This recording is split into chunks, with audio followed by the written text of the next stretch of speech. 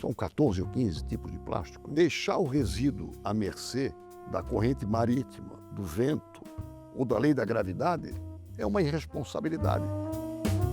Hoje, 141 países já têm legislações que restringem o uso de plástico e o Brasil não. Como é que o senhor avalia a questão? O que nós temos é pouco, porque o problema está aumentando. Então, uns mais, outros menos, temos que nos engajar numa solução aceitável para todos.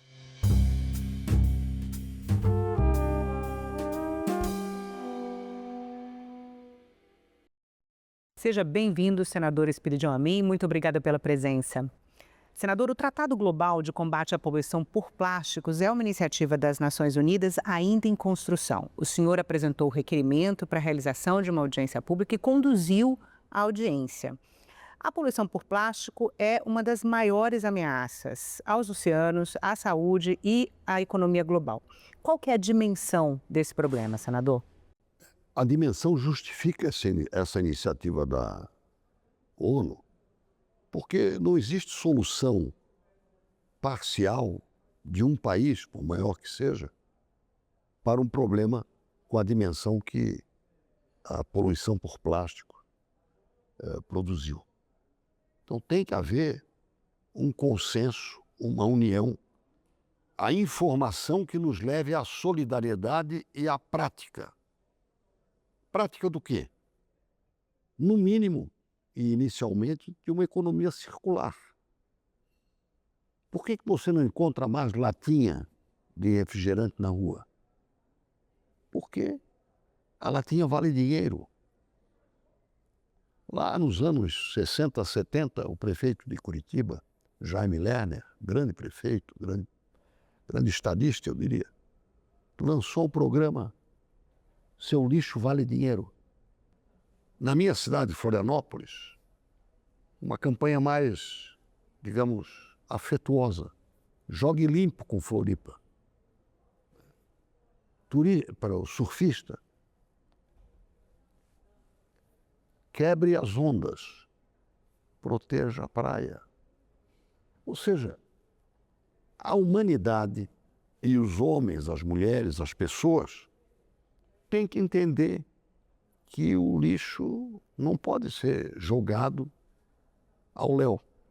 O estado do Texas combateu isso com uma expressão que se tornou o seu lema, Don't mess with Texas, na década de 70 também, para combater o lixo que era lançado pelos carros. Ele baixava a janela e jogava de baguena de cigarro até o embrulho, a embalagem do hambúrguer. Então, são campanhas educativas que têm que ter a sua carga de prêmio, como é o caso do lixo que vale dinheiro, e uma carga de responsabilização pessoal, social e econômica. Essa adoção dessas políticas públicas isoladamente tem um bom efeito, mas é o efeito daquela parábola, né, eu diria, numa linguagem bíblica, do passarinho levando uma gota d'água para apagar o incêndio. É uma contribuição, mas não resolve. Qual é a urgência, Então, senador? o objetivo da ONU é o certo. Isso tem que ser um pacto mundial.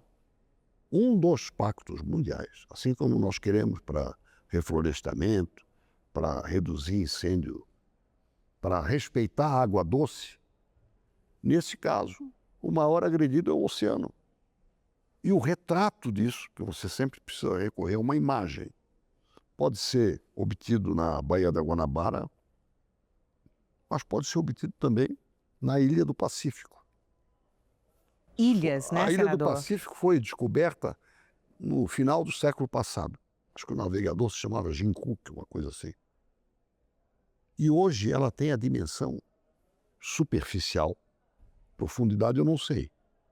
É um iceberg flutuante, uma sopa de plástico, que tem 3 vezes a superfície da França. Ou seja, é um continente de plástico. Construído por quem? Primeiro porque jogou o plástico ali. Ele não saiu da fábrica e caiu ali. E as correntes marítimas predominantes foram fazendo um círculo ali, uma dança, e foram amontoando a sopa. Sopa porque tem água, né? Não é sólida, ela tem sólido e líquido. Tem profundidade e tem essa dimensão superficial. O retrato do escândalo é esse, porque é o maior de todos. Nem sei se é o mais nocivo, isso compete ao especialista. Ou seja, não pode ficar assim. E, eu repito, a forma mais inteligente de enfrentar é uma campanha mundial, que tem que começar pela criança, pela empresa e pela economia circular. Que significa o quê? Se você vai trocar a bateria do seu carro,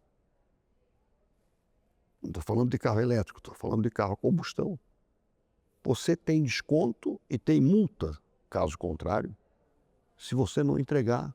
Tem multa se você não entregar a carcaça da sua atual bateria do carro. Ou seja, é um estímulo econômico e punitivo. Punitivo e compensatório. Então tem o lado positivo e o lado negativo. Para quê? Para que seja reposta essa bateria ou para reuso, que alguém vai inventar essa tecnologia para reusar uma parte, fazendo com que, em vez de berço para o lixo irregular, seja berço a berço. Essa é a construção destrutiva que nós temos que viabilizar. E tem que ser em nível mundial. Claro que, se for bem sucedida a ideia, criar uma competição entre os países. Quem melhorou? Com um prêmio. O reconhecimento do esforço da humanidade, mas dos humanos que mais contribuírem. É isso que eu espero da ONU. Dentre os vários participantes dessa audiência pública, em que eu aprendi mais um pouquinho, eu queria destacar a presença da representante do Itamaraty, Maria Angélica Ikeda. O próximo lance que nós temos que cumprir é colher o relatório dela, que deve vir mais ou menos na segunda quinzena de julho, a propósito do encaminhamento desse tratado mundial. O senhor pediu a lista de sugestões Sim. que o Brasil vai levar para o debate e das que já estão na mesa, E o que ela coletar. A nossa ela pode nos mandar provavelmente antes. Mas vamos ver como é que isso está sendo idealizado o mundo afora. Desde o Extremo Oriente, já que essa ilha fica situada entre o Extremo Oriente e a costa oeste americana. Canadá, Estados Unidos, é mais ou menos naquela altura, né, em termos de latitude. Porque o escândalo maior é ali. O Brasil participa, sim, o Brasil participa disso, mas tem que participar da solução. E por mais inventivos que nós sejamos, nós não teremos uma solução solitária. Que bom se nós pudermos construir com leis, com políticas públicas e com engajamento da sociedade numa competição para o bem, que vai envolver, só queria concluir, que vai envolver premiação. Desde que nós aprendemos o cadastro positivo, nós aprendemos o seguinte: além de multar quem contraria as leis de trânsito, tem que premiar quem nunca foi multado. O cadastro positivo significa, na nossa consciência, isto. Temos que aplicá-lo. Senador, está em negociação o acordo ter ele ser legalmente vinculante. O senhor pode explicar o que isso significa para os países que ratificarem? Bom, o vinculante é, em primeiro lugar, conjugação. O que é vinculante de pensamento? É a sinapse, que liga um lado com o outro, um tique com o taque. Quer dizer, o vinculante significa engajamento. É uma expressão que define bem o que é um tratado global, porque ele vincula no compromisso de alcançar o objetivo, todos. Quanto mais, melhor. E, evidentemente, cria índices de acompanhamento do sucesso e do insucesso. E, a partir desta avaliação periódica, medidas corretivas, vinculando todos nós ao compromisso, criando a motivação e com um regente, sendo a ONU, é o que temos. Você pode dizer que a ONU fracassou nisso ou naquilo, é o que temos. Mas ele vai ter força de lei nos países? Caberá a nós, por isso que é a reunião do Congresso. Se for estabelecida uma regra de penalização, nós vamos estudar a nossa adesão. Não será obrigatória. Nós teremos que ver a nossa situação. Mas eu concordo que haja uma punição consentida por todos nós, porque aí nós estabeleceremos a vinculação. Se eu disser isto eu não aceito, já desvincula. Então, o objetivo é participarmos conscientemente para podermos aceitar conscientemente. Não um prato feito, mas um prato construído também por nós. Por isso a importância do relatório, que não é da embaixadora, é do Itamaraty, que tem nos nossos diplomatas um extraordinário conjunto de recursos humanos.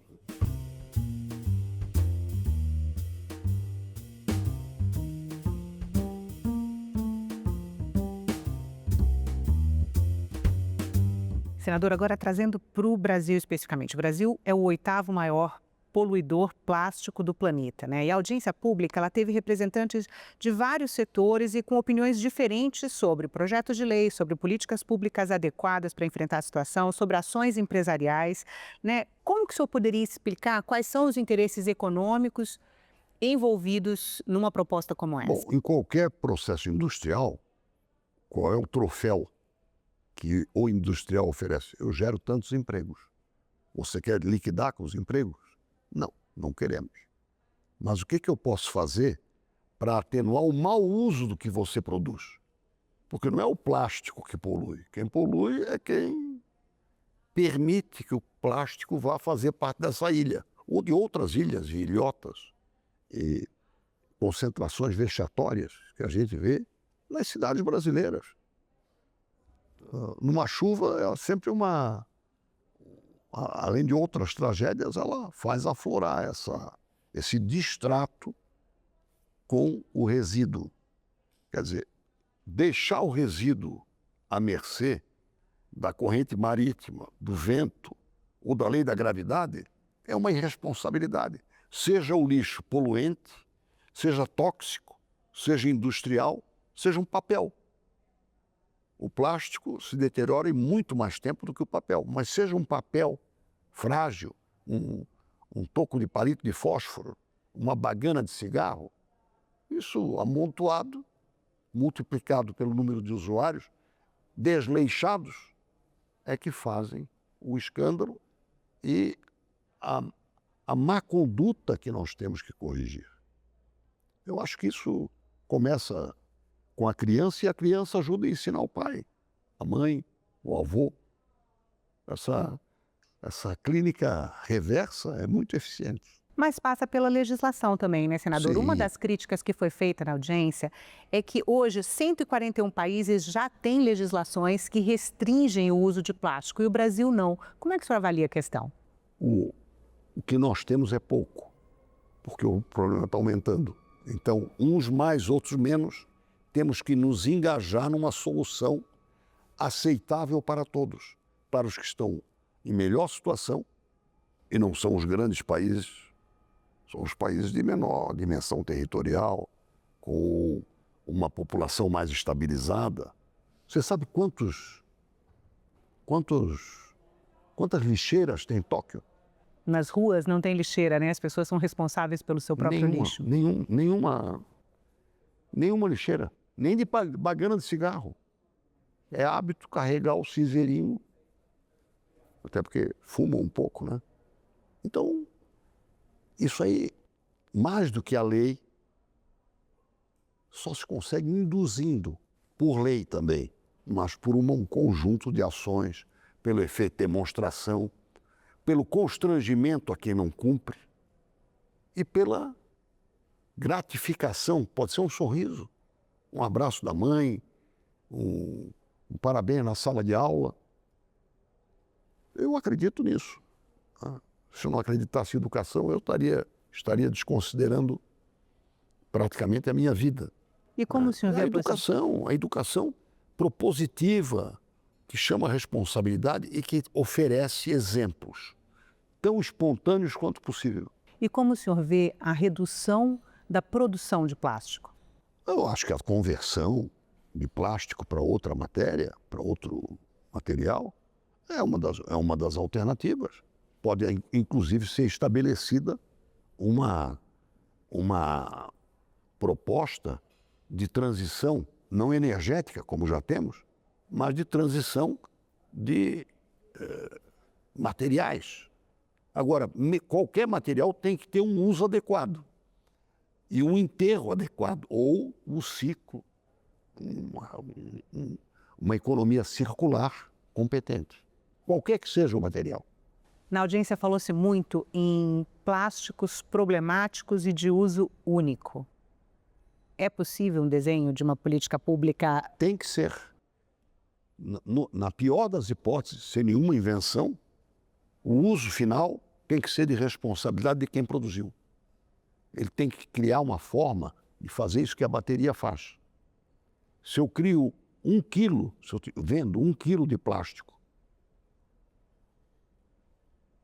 de uso único, eu tenho que comprar 1 quilo de plástico usado, deste tipo.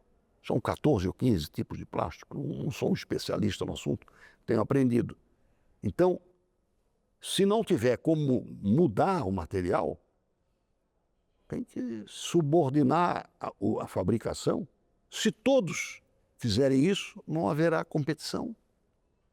Quer dizer, esse ganho não será desequilibrado. Se eu não cumprir a lei, se eu não cumprir esse paradigma, eu vou vender mais barato. Não pode dar essa fuga. Por isso que tem que ser vinculante. Senador, o senhor está falando do que é chamado de logística reversa, né? Sim, ou berço a berço, como queira, né? A reversa é a que aproveita, né?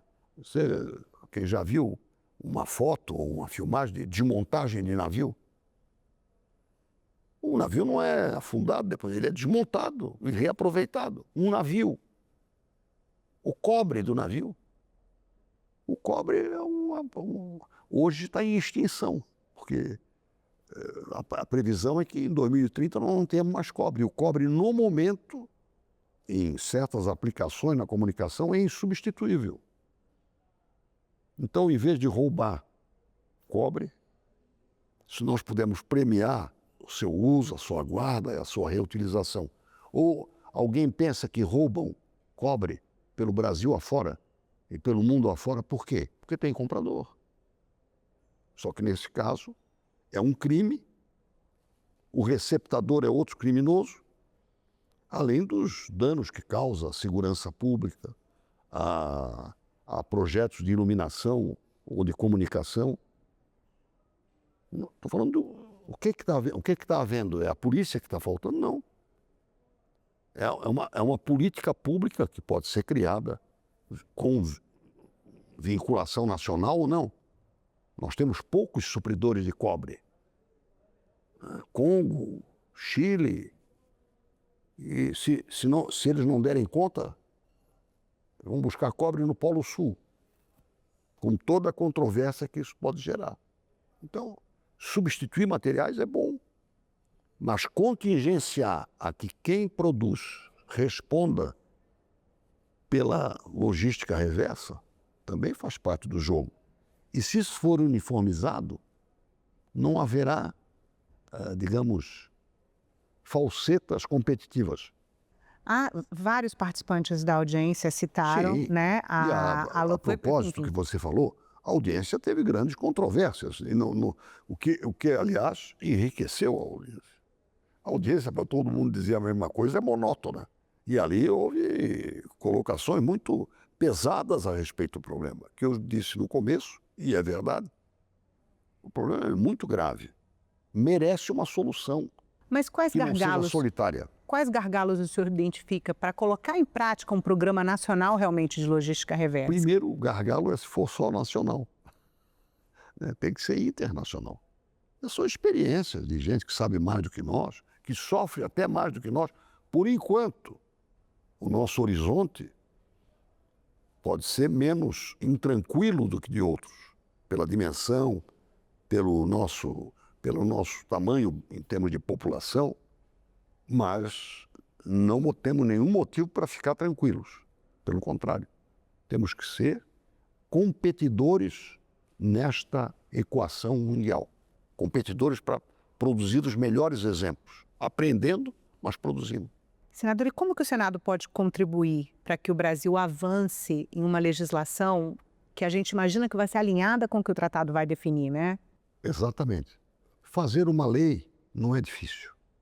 Fazer uma boa lei, redigi-la de maneira clara, né, unívoca, como se diz, que cada palavra tenha um sentido próprio.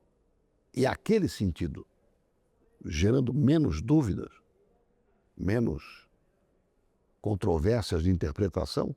Então, eu acho que nós merecemos, de parte do Congresso, não só do Senado, uma boa lei, que seja debatida também, além do debate da ONU, debatida aqui, com quem produz, com quem é responsável pela limpeza, com quem tem solução de reaproveitamento.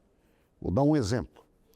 O Instituto Federal de Concórdia, onde está assediada a antiga, que é o sucessor da Escola Técnica Agrícola de Concórdia, pátria de todas as inovações em matéria de suinocultura, e um dos exemplos de bom agro do mundo.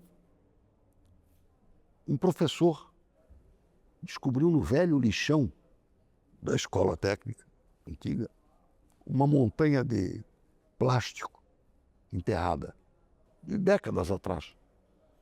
Para cada quilo de plástico, ele produz 200 mililitros de gasolina. Petróleo, volta para petróleo. Isso num IFE, no Instituto Federal. Sim. E ele não é o único. E ele mostrou como é que bota. É uma gasolina, não é gasolina azul, é a chamada gasolina C. Mas funciona. De cada quilo, de cada 5 quilos, ele faz um litro. Assim como nós estimulamos outras fontes renováveis, fontes recicláveis também. Ou seja, são várias as iniciativas. Eu estou mencionando essa porque eu conheci esse fruto de uma emenda parlamentar. Falam tanto mal das emendas parlamentares, foi uma emenda parlamentar da deputada Ângela Amin. Funcionou. Eu estou ajudando de novo. O Instituto Federal está fazendo 60 anos. Estou dando um exemplo. Uma iniciativa. Isso tem que ser premiado, tem que ser divulgado. Estou aqui fazendo propaganda do meu estado e de um bom exemplo. Vamos fazer uma competição sobre esse tipo de criatividade. Mas o senhor planeja apresentar projeto para tratar do tema? Bom, eu vou participar de um projeto com 3 coisas na minha cabeça. O problema é sério e tão universal quanto possível deverá ser a solução. Mas se não for universal, nós temos que tentar também. Segundo, a lei tem que ser fomentadora, estimuladora, antes de ser repressiva. Em repressão nós temos muita experiência e pouco sucesso. E, finalmente, uma avaliação honesta, feita de maneira isenta, tão isenta quanto possível. Para quê? Para apurar bons exemplos e exemplos a corrigir. Fomentadora de boas práticas? Sim, de boas práticas, de bons exemplos. Prática quando você já tem a engenharia da coisa projetada, mas gerando criatividade, iniciativas, processos para boas práticas e avaliando para o que aquilo que não esteja acompanhando uma tendência positiva seja corrigido, seja no agente, seja no método, seja na falta de conhecimento. Enfim, esse trio aqui não vai resolver, mas se ele estiver presente, seja por iniciativa minha ou de qualquer outro parlamentar, são 3 bons fundamentos para uma boa lei. O que é uma boa lei? É a lei que pega, ou seja, que motiva, que vira um rumo e não apenas um panfleto. Senador, muito obrigada pela entrevista. Valeu.